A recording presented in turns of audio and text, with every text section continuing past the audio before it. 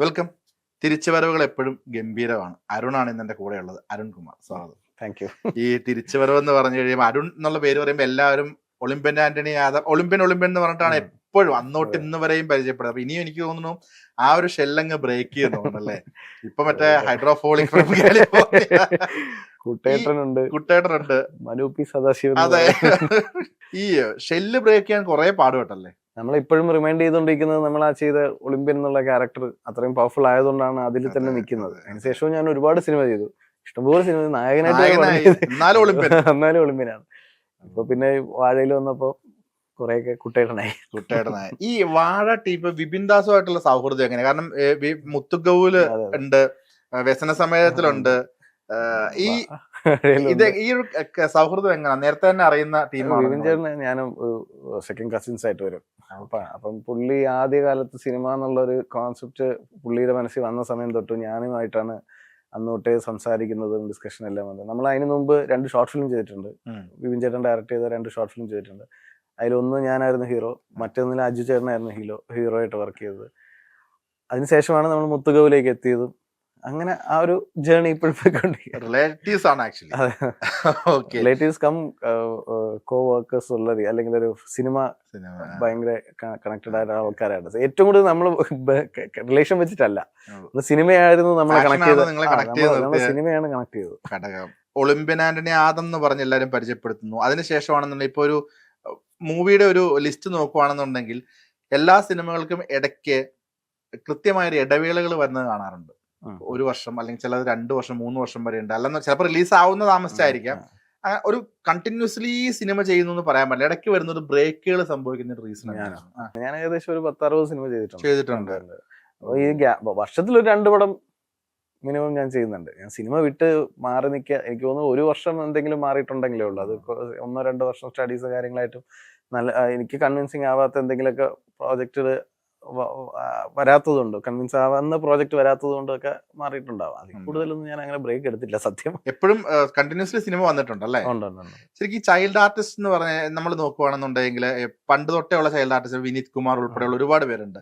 ഇവർക്ക് ആ ഒരു മാസ്റ്റർ എന്നുള്ളൊരു പേര് ബ്രേക്ക് ചെയ്ത്, ചൈൽഡ് ആർട്ടിസ്റ്റ് എന്നുള്ള ഒരു പേര് ബ്രേക്ക് ചെയ്ത് ഒരു നായകനാവുക, അല്ലെന്നുണ്ടെങ്കിൽ പവർഫുൾ ആയിട്ടുള്ള ക്യാരക്ടറിലേക്ക് എത്തുക എന്നുള്ള ആ ഒരു ഷെല്ല് ബ്രേക്ക് ചെയ്യാൻ ഭയങ്കര പാടായിട്ട് ഫീൽ ചെയ്തിട്ടുണ്ട്. കാരണം ഇപ്പോഴും മാസ്റ്റർ എന്നുള്ള പേരിൽ അയ്യോ ആ കുട്ടിയല്ലേ, ആ ഒരു ഇമേജ് ആളുകളുടെ മനസ്സിൽ നിന്ന് പോകില്ലെന്ന് തോന്നിയിട്ടുണ്ടോ? അത് മാസ്റ്റർ എന്നല്ല, മിക്കവാറും ഉള്ള കുറെ ആക്ടേഴ്സിനെ നമ്മൾ നോക്കിയറിയാം. അവര് ഒരു ഇപ്പൊ ഒളിമ്പ്യൻ എന്ന് പറയുന്നത് ഞാൻ എപ്പോഴും കാണുന്നത്, എല്ലാവരും പറഞ്ഞതറിയവും ഞാൻ കാണുന്നതും അത് എനിക്ക് ഭയങ്കര ഒരു ക്യാരക്ടറായിട്ടാണ്. കാരണം ആൾക്കാർക്ക് ഒരിക്കലും മറക്കാൻ പറ്റാത്ത ആ സിനിമയിലെ ഏറ്റവും കീ എലിമെന്റ്, ആ സിനിമ കണ്ട ആൾക്കാർക്ക് ആരും മറക്കാത്തൊരു ക്യാരക്ടർ. ഇതേപോലെ നമ്മളിപ്പം ഈ പ്രായത്തിലാണ് ഞാൻ അതേപോലെ ഒരു ഭയങ്കര ഒരു ക്യാരക്ടർ ചെയ്തെങ്കിലും ആ ക്യാരക്ടർ വെച്ചായിരിക്കും നമ്മൾ കുറെ കാലം അറിയപ്പെടുന്നത്. നമ്മൾ ഇനി എത്ര സിനിമ ചെയ്താലും അത് ആ ക്യാരക്ടറിന്റെ ഒരു പവറാണ്. അത് എനിക്ക് ആ ഒളിമ്പ്യനിൽ അത് ഉണ്ടായിരുന്നു. അത് ഈ പറഞ്ഞ പോലെ അതേപോലത്തെ ഒരു സംഭവം പിന്നെ വരണം, ആൾക്കാർ ഭയങ്കരമായി നോട്ടീസ് ചെയ്യുന്നത്, അത് കുറച്ച് പാടാണ്. ഇതേപോലെ ഇപ്പം വാഴ കിട്ടിയത് കൊണ്ട് വാഴയിൽ കുട്ടേട്ടന്റെ ക്യാരക്ടർ നോട്ടീസ് ചെയ്തതും ഒരുപാട് ക്യാരക്ടേഴ്സ് ഉണ്ട്. അതിൽ കുറെ ക്യാരക്ടേഴ്സിന്റെ ഇടയിൽ നമ്മൾ നോട്ടീസ് ചെയ്തതും അതിലൊരു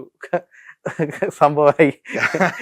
ഈ അത് ഓഫ് കോഴ്സ് പ്രൗഡ് മൂവ്മെന്റ് ആണ്. പക്ഷെ എപ്പോഴെങ്കിലും തോന്നിയിട്ടുണ്ട് ഇത്രയും പടം ചെയ്ത നായകനായി, എന്നിട്ട് എപ്പോഴും പണ്ട് കുഞ്ഞിലെ ചെയ്ത ഒളിമ്പ്യന്റെ പേരിൽ വരുന്നു, അതൊന്ന് ബ്രേക്ക് ചെയ്യാം, അങ്ങനെ ഒരു തോന്നൽ എപ്പോഴും വന്നിട്ടുണ്ടോ? ഹീറോ വരെ ആയല്ലോ, ഹീറോ വരെ ചെയ്തായിരുന്നു. അങ്ങനെ എനിക്ക് ഒരിക്കലും അങ്ങനെ ഒരു തോന്നലില്ല. അയ്യോ അതിന്റെ പേര് തന്നെയല്ലോ ഇപ്പോഴും അറിയുന്നതെന്നുള്ളതില്ല. പക്ഷെ എനിക്ക് ഈ എലിമെന്റ് അറിയാം. കാരണം നമുക്ക് അതിൽ നിന്നും, അല്ലെങ്കിൽ അതിൽ നിന്ന് നോട്ടീസ് ചെയ്യുന്ന വലുത് ഒരു ചെയ്താലേ പറ്റുള്ളൂ എന്നുള്ള അതിനുവേണ്ടിയുള്ള ശ്രമമായിരുന്നു ഇത്രയും കാലവും. അതിങ്ങനെ ചെയ്തുകൊണ്ടിരിക്കുകയാണ്. ഇനി ചെയ്യുമ്പോഴും കുറച്ച് നല്ല രീതിയിൽ ആൾക്കാർ മറക്കാൻ പാടില്ല, അല്ലെങ്കിൽ അങ്ങനെ എപ്പോഴും മനസ്സിലുണ്ടാവുന്ന ഒരു ക്യാരക്ടർ ചെയ്യുക എന്നുള്ളതാണ്. ഈ ഒളിമ്പ്യന് ശേഷം വാഴ വരെ, ഇനിയിപ്പോ വാഴ ഒരു ബെഞ്ച് മാർക്കായിട്ട് അവിടെ നിൽക്കുന്നു. ഇനിയുള്ള തെരഞ്ഞെടുപ്പുകൾ എങ്ങനെയായിരിക്കും? ചിലപ്പോൾ ഞാൻ നേരെ ഈ പറഞ്ഞ പോലെ എനിക്ക് ഈ വാഴയിലൊരു ഡിഫറെന്റ് ക്യാരക്ടറാണ് ഞാൻ ഇതുവരെ ചെയ്തതിലല്ല.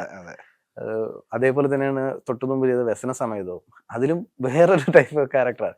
ഇതേപോലെ ഡിഫറെന്റ് ആയിട്ടുള്ള ക്യാരക്ടേഴ്സ് ചെയ്യണം എന്നുള്ളതാണ്. എനിക്കിനി പഴയതുപോലത്തെ മറ്റേ അയ്യോ പാവം, അല്ലെങ്കിൽ വീട്ടിലെ നല്ല പയ്യൻ എന്നുള്ള ഇതൊന്നും എനിക്ക് ചെയ്തു കഴിഞ്ഞല്ലോ. അപ്പൊ ഇനി വേറെ എന്തെങ്കിലുമൊക്കെ ചെയ്യണം എന്നുള്ളതാണ്. ഇപ്പൊ ഞാൻ ലേറ്റസ്റ്റ് ആയിട്ട് ചെയ്യുന്ന ഒരു വെബ് സീരീസ് ചെയ്തായിരുന്നു. അതിന്റെ പേര് ആങ്സൈറ്റി അശോക് എന്നാണ്.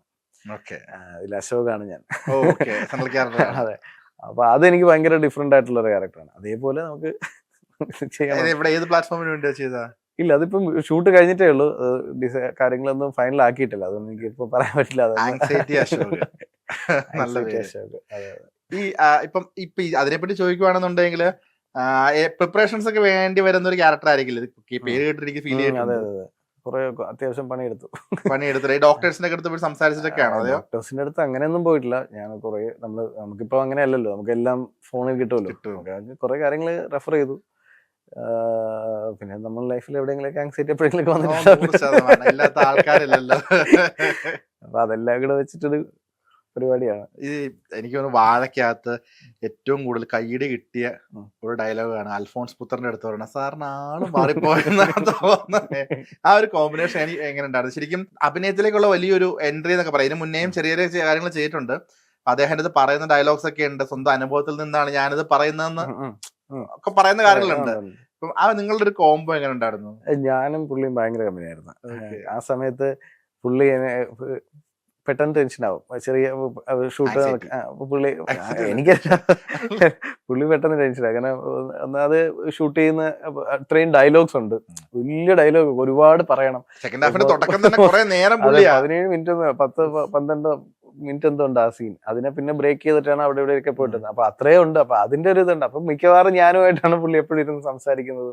എനിക്ക് ഭയങ്കര സന്തോഷം തന്നൊരു കാര്യമാണ്. കാരണം നമ്മൾ പണ്ട് പ്രേമമൊക്കെ ഇടിച്ചു കയറി ടിക്കറ്റ് കിട്ടാതെ വേറെ നാട്ടിലൊക്കെ പോയിരുന്ന് കണ്ടതാ. അപ്പൊ പുള്ളിയായിട്ട് ഇത്രയും ഇന്റിമേറ്റ് ആയി. ഇപ്പൊ ഞാൻ പടം കഴിഞ്ഞപ്പോൾ വിളിച്ചപ്പോഴും പുള്ളി ഭയങ്കര ഹാപ്പിയാണ്. പുള്ളി പല പടങ്ങളും ഇടയ്ക്കിടയ്ക്ക് ചെയ്തെങ്കിലും പുള്ളി ഇതില് ഭയങ്കരമായിട്ട് നല്ല രീതിയിൽ ചെയ്തിട്ടുണ്ട്. പടവും ഈ രീതിയിൽ എത്തിയപ്പോ പുള്ളി ഭയങ്കര ഹാപ്പി ആയിട്ട്. എനിക്ക് ലാസ്റ്റ് 2 ഹിറ്റ് പടങ്ങളിലും പുള്ളിയുടെ സാന്നിധ്യം ഉണ്ട്. സർവമായ